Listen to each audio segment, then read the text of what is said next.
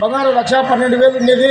కేవలం 5-6 రోజులుంటే బంగారు ధర కూడా 1,00,000 లోపలనే తగ్గే విషయం ఉంది కనుక జిఎస్టీ దేశవ్యాప్తంగా తగ్గుదల అవుతుంది. అందుకోసం వినియోగదారులు ఎవరు తొందరపడి 22వ తేదీ లోపల వినియోగ వస్తువులు కానీ ఏవి కానీ కొనుగోలు చేయకూడదని చెప్పి వినియోగదారుల సంఘం తరఫున సూచనలు సలహాలు ఇస్తున్నాము.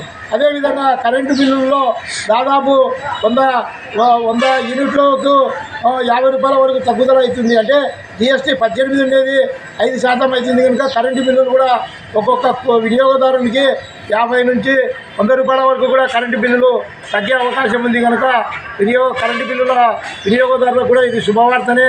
అదేవిధంగా దేశంలో ఉన్న నిత్యావసర వస్తువులు అన్ని రకాల వస్తువులు కూడా రేట్లు తగ్గే పరిస్థితి ఉంది కనుక దయచేసి ఎవరు కూడా ఈ నిత్యావసర వస్తువులు కానీ కిరుబండారాలు కానీ నూనెలు కానీ ఇవన్నీ కొనుగోలు చేయకూడదని చెప్పి విజ్ఞప్తి చేస్తున్నాము. 22వ తేదీ తర్వాత జిఎస్టీ దేశంలో భారీ ఎత్తున తగ్గుదలయ్యి రేట్లన్నీ తగ్గుతాయి.